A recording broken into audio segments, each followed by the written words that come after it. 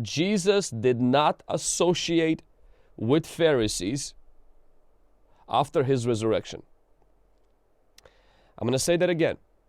Jesus did not have anything close with Pharisees, Pilate, and Herod after his resurrection. Up to the cross, he was in the midst of them. They were in his midst. Jesus was around Pharisees. They were around him. Up to his cross.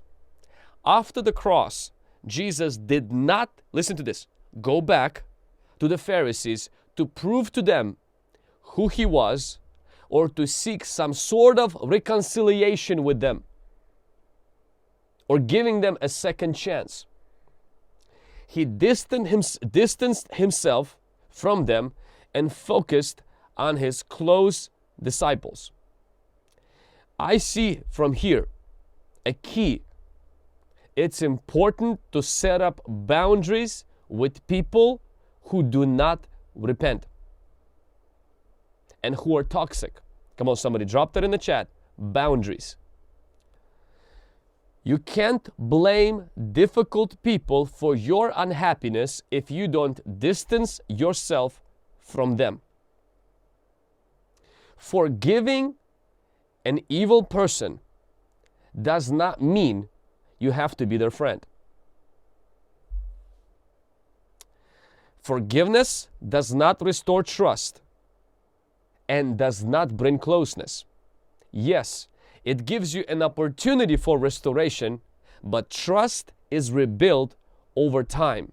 It takes two repentant people to restore trust, not one. Jesus forgave. Pharisees never repented. After the cross, you would think the strategic move would be to go to Pharisees, show himself and say, hey, you're wrong. Bunch of deceived people, but God is good. I died for your sins of stupidity as well. So, are you ready to accept me as the Lord and Savior? Yay, nay? Nope. Didn't give them an option. Actually, Jesus didn't show up in front of them at all. They still carried the idea he never rose from the dead, and Jesus did not destroy that idea personally. Yeah, the soldiers came and testified that the rock was removed and everything, the testimony of other people, but Jesus personally did not show up. I wonder why. Forgiveness is a gift, and it is given instantly. Restoration is not that gift. Don't make yourself miserable by associating again with the same difficult people with whom you have allowed to get close to you and hurt you again and again and again and again. So there's this healthy balance. Forgiving and distancing yourself. Sometimes people are like, oh, I have, forgiven my husband. He's beating me. Okay. Have you called the police? Oh, I can't call the police. Why? I love him. Yes. But what he's doing is illegal. It's not only sinful, it's illegal. No, I can't do that. I'm not going to move out of the house. Why? Because, I don't know who's going to provide for me. So I'm going to let him drink, cheat, and do all of this stuff. I'm going to create no distance. I'm going to have no boundaries. I'm just going to trust in God. Now, if that is your strong conviction, God bless your soul. But if you're being hurt physically, and you're staying in that relationship, and you're saying, why am I still being hurt? Let's learn from Jesus. Jesus did not go back to Pilate, Herod, and Pharisees after his resurrection. He only went to people that accepted him. Those who had doubts, he helped them. But he went to people that were repentant, who grieved the hurt that they caused to Jesus. This is going to help somebody. Don't stay in a relationship that is hurtful to you. If you have forgiven them, move on. Oh, but I'm going to give him a second chance. That's fine if that's what you think you need to do. But if this is a fifth chance, and you're not even married, and this person has cheated on you, and you're heartbroken, you're not heartbroken because they cheated on you. You're heartbroken because you are foolish. Oh, but I love him so much. You're deceived. That's not love. If the person cheated on you already 4 or 5 times, something is wrong with you. Why are you keep being drawn to a toxic, hurtful, destroying person? Run from them like from a plague. Distance yourself. Love them from a distance. Forgive them. But don't put yourself in that situation again. When Saul threw a spear at David, David didn't return the spear. He didn't take the spear and say, well, you threw a spear at me, let me throw you a spear. He didn't retaliate. He didn't react.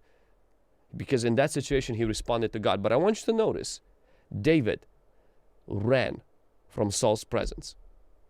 And when Saul had a change of heart, supposedly, and says, oh, David, after David didn't kill him when he had the opportunity, oh, David, come back, I'm just so sorry. Like, did this whole little, like a lot of people who are abusive and people who are very, very negative, they're like, yeah, let's just have everything like we used to have. And David knew, I can't go back to the palace.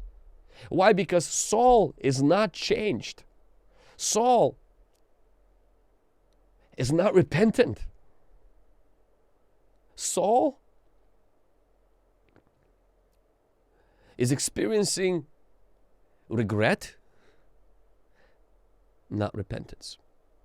And when there is no repentance, there can be no reconciliation. He honored him. He loved him. He wept at his funeral. But he never got close to him again. Why? Because if you throw spears once, twice, 3 times, I'm sorry, I can't be close to you. You figure out whatever demon or whatever problem that you got with that spear throwing thing, we can't be very close. Why? Because I can't trust you. Jesus did that. He did not go back to Pharisees. Now, God worked through His grace. In Book of Acts, we see many Pharisees came to God. Paul came to Jesus. Yeah, he was a Pharisee. So God brought Pharisees back. But I think it's a relationship wisdom. If somebody's throwing spears at you and they are not repentant, walk away. Sarah, if Hagar keeps disrespecting you, let her go. And the angel came to Hagar and told Hagar, go back to your mistress and submit yourself. Humble yourself. You can't have this attitude and be in that house, because Sarah is not going to tolerate a bad attitude. So if you are a parent, if you're a spouse, and you're allowing all that stuff always happening around you, and you're afraid to set up boundaries, and you're afraid to create distance. I'm not talking about divorce. I'm not talking about that. I'm just talking about creating healthy distances. My friend, please hear me loud and clear. You will pay deeply, not because of a difficult person, but because you have no discipline in your life.